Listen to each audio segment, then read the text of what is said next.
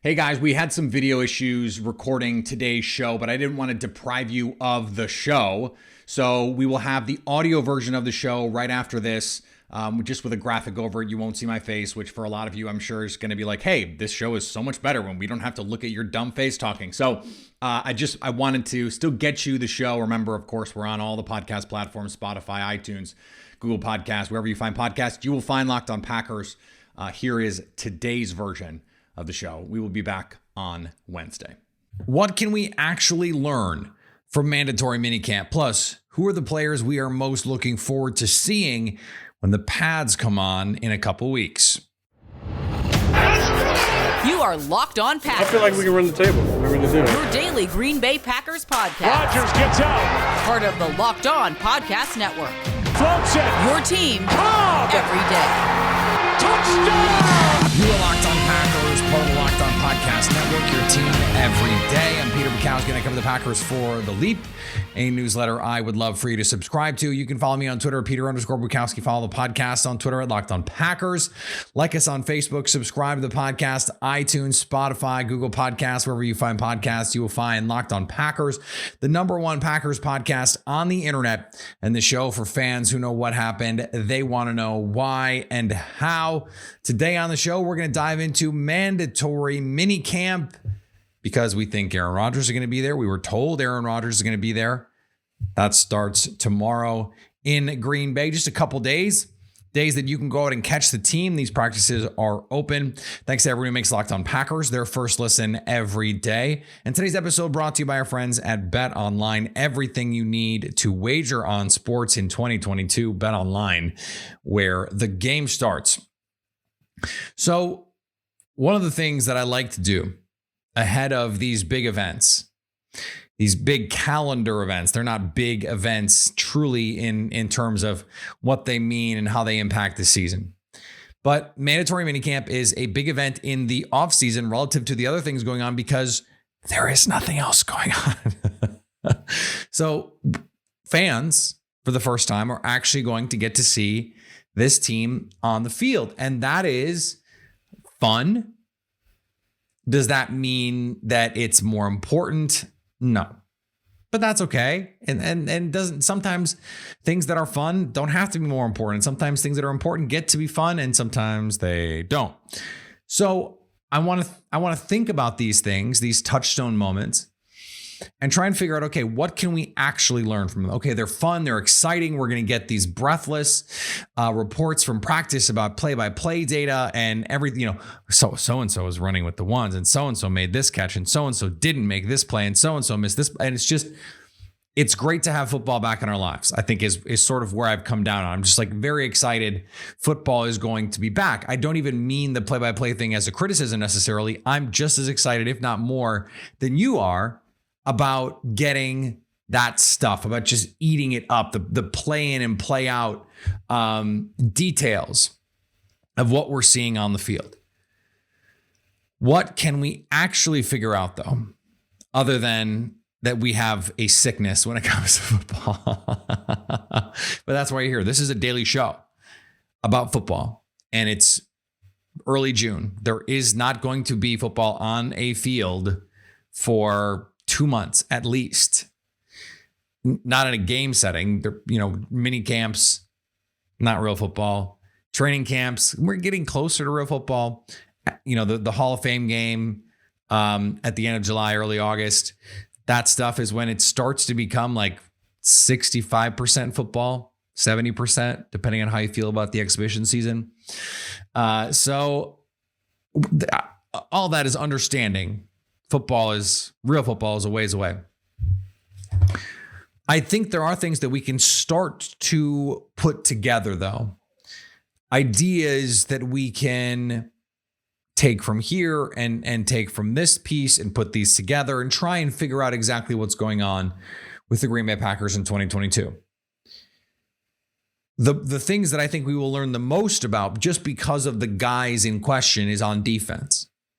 David Bakhtiari, he might be at OTAs, but even if he's not, we're not going to learn much. Even if he is, we're not going to learn that much because Elton Jenkins is not going to be out there.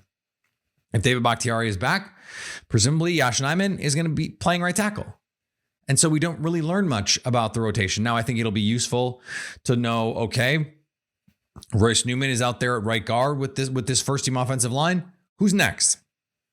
Is it Sean Ryan? Is it Zach Tom? Is it someone else? What is the situation? Josh Myers, is he getting work at guard? Zach Tom, how close is he to pushing into the lineup? Is he going to play center? Is he going to play guard? Is he going to play tackle? Is he going to play tight end? Who knows?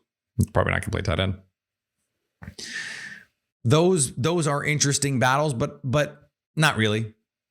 Not really. And we kind of know the shape of this offense. We know what the backfield is going to look like. We know what the tight ends are going to look like. Ultimately, we know what the receiver room is going to look like. I think getting your first glimpse at Aaron Rodgers with Christian Watson, with Romeo Doubs, and the opportunities to go with Sammy Watkins, assuming he's healthy enough to practice. Those are interesting and fun storylines. But that stuff is going to bear itself out over time and probably change over time, frankly. I'm fascinated to see what happens defensively. Is this going to look the way that we think it's going to look? Are they going to play these bigger fronts? Are they going to play more traditional nickel? And if they are, because if OTAs are any indication, Chris Barnes working ahead of Quay Walker. Well, if Quay Walker was picked, as I suggested, to allow this team to play more nickel, and he can't beat out Chris Barnes. Now, it's early to talk about beating out, but let's just think hypothetically.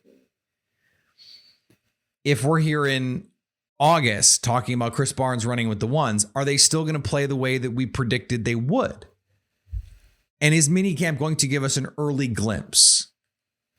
Who's going to be playing in the slot? We expect it's going to be Jair Alexander. Is he going to be there? Is he going to be participating? There's a lot of guys who are going to show up at mandatory minicamps and not do anything. That's part of why this is also hard to predict. So I also think you look at the defensive front. With all of these bodies that they've added, Jerron Reed, Devonte Wyatt, does that change the way that you play these fronts? Does that change the way that you want to align certain players? Are we going to get the full Kenny Clark at 3-tech experience? Are we going to see Devonte Wyatt playing the nose a little bit in pass rush situations? Are we going to see him at 3? Are we going to see him at 5 in some base fronts?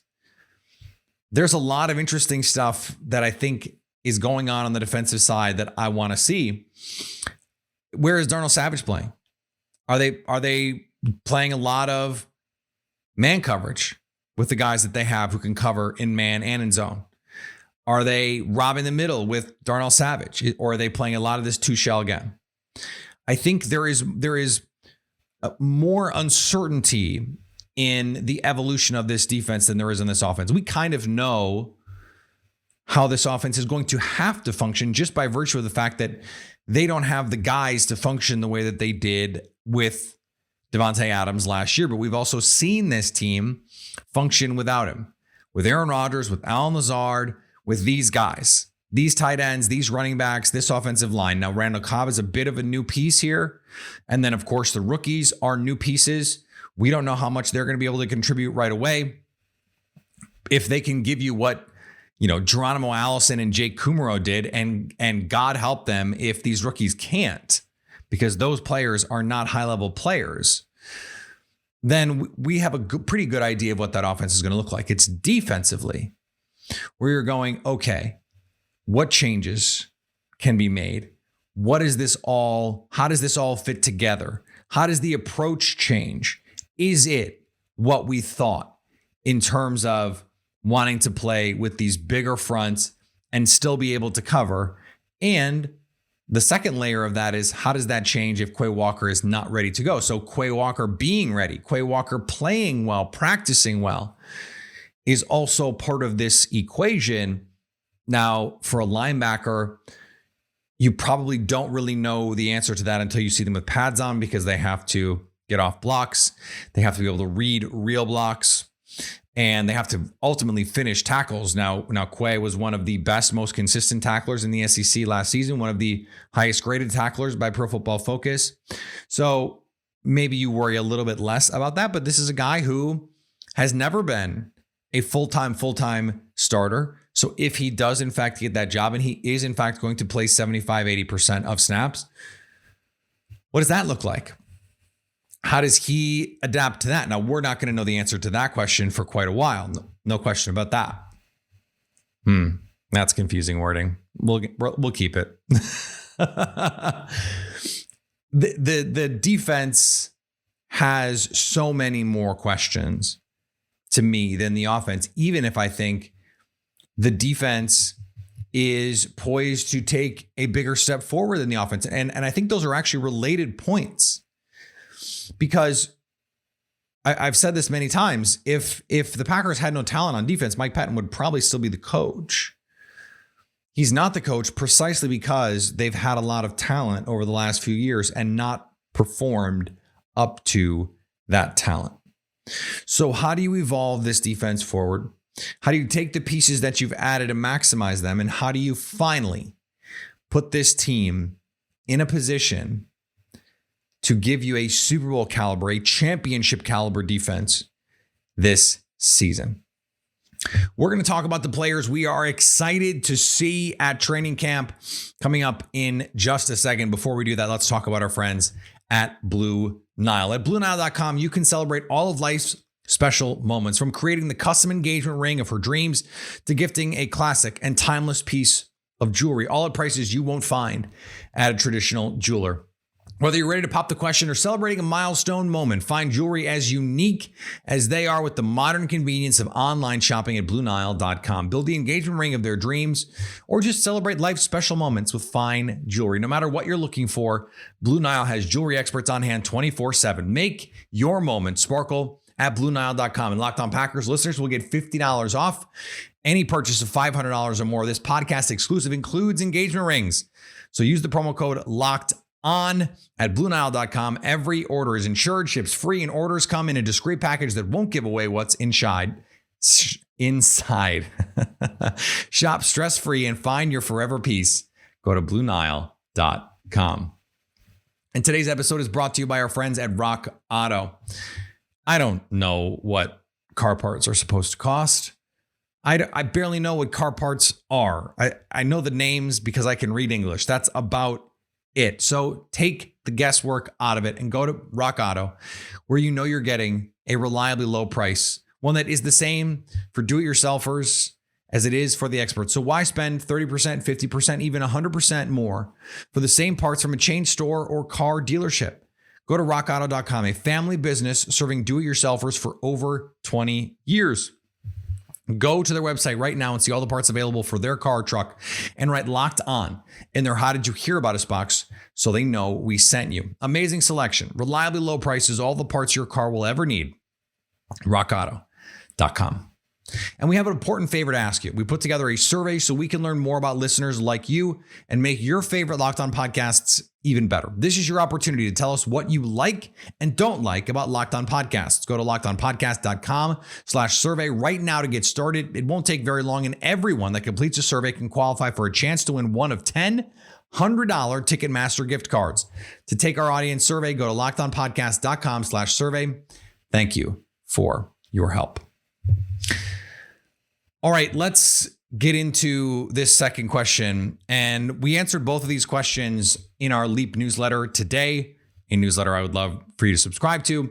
Jason and I offered our takes, but Locked On Packers gives me a little more longitude, a little more latitude, a little more both, to dig into a little bit more of the minutia of it, to expound, to expand, like my waistline as a dad. And I think this is, we think about the offseason, and a lot of it is an excuse to be excited about projections, about the idea of what someone can become, because the offseason is a season of hope, of in a lot of cases, fruitless hope, in a lot of cases, misplaced hope. But every team, and this is one of the reasons the NFL is great, but every team at this point in the offseason has talked themselves into the idea that they can, at the very least, compete for a playoff spot. Now, there aren't that many. I mean, there are probably, 12, 15 teams who are really going to be in the mix. I guess now with a million teams in each conference getting in, there's more than that. There are probably only 6 or 8 teams that can really win the Super Bowl, but the variance is higher than ever. The depth is and the talent is as deep as it has been. And so why not? Why not us? Every team in the league has to be saying that right now. And so that's part of why this is fun to look forward and say, okay, what do we want to see? What are the things we want to see? Who are the people you want to see? What are you looking forward to seeing? And I don't think mandatory minicamp is going to give us the opportunity to get a feel for these players in the same kind of way. Now, talk to me in a couple days when, Christian Watson has had 3 60-yard touchdowns from Aaron Rodgers and there's, he's rookie of the year and all that stuff. I get that. When you think about the guys that can make the leap or that need to prove something, training camp is the place to do it. I am excited to see these receivers. There's no question about it in training camp, but I think we're going to learn plenty about these receivers in OTAs and then ultimately in the exhibition season. I think really those receivers, we're not going to know anything about them truly until the pads are more than just on, until the pads are the deal and we're playing games. We're not going to know truly. I mean, we've seen too many of these guys, the Jared Boykins of the world, go out and dominate in the preseason, have great training camps, and then be replacement, sub-replacement level players in the NFL. How many times in, the mid 2010s, 2008 through 2014, and I would say even into the last 5 years, where it's like, oh, how are the Packers going to keep all these receivers? And it turns out the fringe guys are just that. They're fringe guys. Even if they look great in training camp. Now, maybe Juwan Winfrey takes that proverbial step. He looked, had a really good spring so far already. So maybe he really is poised to make that next step and really contribute. And he becomes the forgotten guy who turns into a real player. I think that's in play. I don't think we should dismiss that. But he was having a really good spring last year, was having a really good training camp until the injuries hit. He got a chance to play in a regular season game and struggled. So we're not going to know for sure about these receivers until the pads are not just on, as I said, but that we're playing games, that we're seeing them in real life action. I think some of these other players, we can see it a little bit more. Devonte Wyatt is a player that, I understand that in exhibition games, for example, he's going to be going up against backups. And the Packers, even if the Packers don't play their starters, if Kenny Clark doesn't play, he'll get a lot of run in these early games. But a lot of teams are taking the tact that we're not going to play our guys in these preseason games. So Devonte Wyatt is going to be going up against, future, bank tellers. In Packers camp, in training camp, when the pads are on, he's going to be going up against John Runyon Jr., Josh Myers, Royce Newman, Zach Tom, Sean Ryan. Too many guys with 2 first names. We got to figure this out. We got to figure something out. Guys who are quality players in the case of Myers and Runyon Jr., who have talent in the case of Royce Newman, and who are guys who are going to potentially compete for starting jobs in the case of Zach Tom and Sean Ryan. So that to me is going to be a better barometer of where Devonte Wyatt is than these preseason games, because he's going to be going up against guys in preseason who, probably wouldn't make the Packers roster in terms of offensive linemen. That's a big difference. Keon Walker is another guy I want to see for some of the reasons I mentioned in the first block, but also because I want to see if he can beat out Chris Barnes. I want to see the permutations of this defense if he can't. Can they play the same way? Do they try to play the same way? Do they do the thing that teams do all the time where they say, okay, here's how we want to change what we're going to do. We're going to bring in players who can help us do that. And even if those players don't end up playing, we're going to play as if their skill sets are on the field. You hope that doesn't happen, but it certainly could happen. It's been known to happen. It's happened across sports from time immemorial. So I want to see how they're using him. I want to see how these safeties look, where they're positioned. But what I want to see is, can Quay Walker get off a block? Can Quay Walker come downhill and make impact plays? Can he look like the first round pick that they need him to be in order to play the way that they seemingly want to play?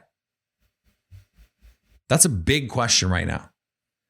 That's a big question. I'm really excited to see Rashan Gary. Is he ready to take that? Not just, hey, I'm one of the best young pass rushers in the league. Was on the top 5 from Trevor Sikkema, a friend of the show over at Pro Football Focus. 25 pass rushers under 25. He did 25 players under 25. Gary was on that list. I think he was 12th on that list. He was a top 5 pass rusher under 25, ahead of Brian Burns, by the way, ahead of Max Crosby, by the way, behind only Nick Bosa. Does he come in and is he now the alpha? Is he now the guy on that defensive front? Because Zadarius Smith was a leader. He was a big part of the culture of that defense. Is Gary now not just the rah-rah guy, not just the ascending young player? Is he now taking that role and running with it?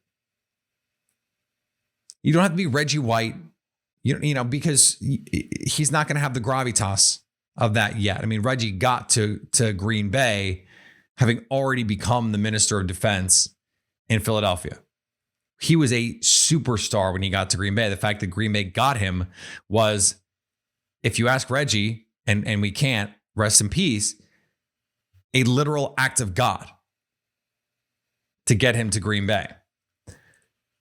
Does Rashan Gary own it the way that you want him? And speaking of owning it, we cannot have any discussions like this and not mention Jordan Love. Just can't do it. Jordan Love is the guy that I am most excited to see in training camp, in exhibition season.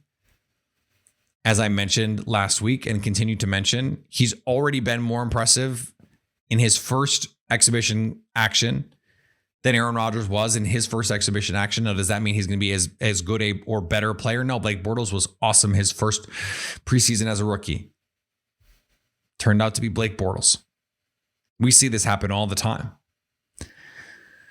Can he take that step forward? Rob Domofsky wrote a piece and heard from multiple players who said, I noticed the difference with Jordan Love day one. This is, and look, I caught some heat for bringing this up so much. Jordan Love succeeding or failing is reflective of a team building ideology. It is an inflection point in this team. In 2020, they decided to build for the future rather than build for the present. Take a quarterback that irked the current quarterback so much that he threatened to walk. It will be a big story what happens with Jordan Love for the rest of his career, whether he's in Green Bay or not. It is an important storyline, and it's actually very useful for us as we think about the future of the Packers, because he may well be the quarterback in a year or even 2 years. So yes, this is not some media-driven narrative. This is real. This is important. This is vital to understanding this team and this front office. And it's vital in how we evaluate how they've done over these last couple of years, building a team around Aaron Rodgers to go and try and compete for Super Bowls. Today's episode brought to you by our friends at BetOnline. BetOnline is your number one source for all of your betting stats and sports info. Follow all of the latest developments, news, and odds, including we've got the NBA Finals, we've got the Stanley Cup final coming up here shortly. Major League Baseball we are in the mix now in baseball. MMA, UFC, boxing, golf, soccer. BetOnline is your continued source for all of your sports wagering information, including live betting, esports, and more. Head to the website or use your mobile device to learn more about the trends in action. BetOnline, where the game starts. And thanks for making Locked On Packers your first listen every day. Now go make your second listen Locked On NFL. Our national NFL expert insiders keep fans dialed in on the biggest stories and the latest news from around the league, because an offseason doesn't mean a break in the action. Follow Locked On NFL every day on the Odyssey app, YouTube, or wherever you get podcasts. All right, we're going to be back tomorrow. We'll be back Monday, Wednesday, Friday this week. Summer Fridays. So we are light on the schedule this week. Appreciate all of you hanging with us through this wonderful month of June. Enjoy the weather. Go play some golf. Go hike. Do whatever you want to do. Stay inside if you want. And some people are just more like, I'll watch Emily in Paris on Netflix. That's fine. You do you. Enjoy it. Enjoy it. That's what I'm saying. Try and enjoy it as best you can. Follow me on Twitter, Peter_Bukowski. Follow the podcast on Twitter, Locked On Packers. Like us on Facebook. Subscribe to the podcast, iTunes, Spotify, Google Podcasts. Wherever you find podcasts, you will find Locked On Packers. And anytime you want to hit us up on the Locked On Packers fan hotline, you can do that, 920-341-3775. Stay Locked On Packers.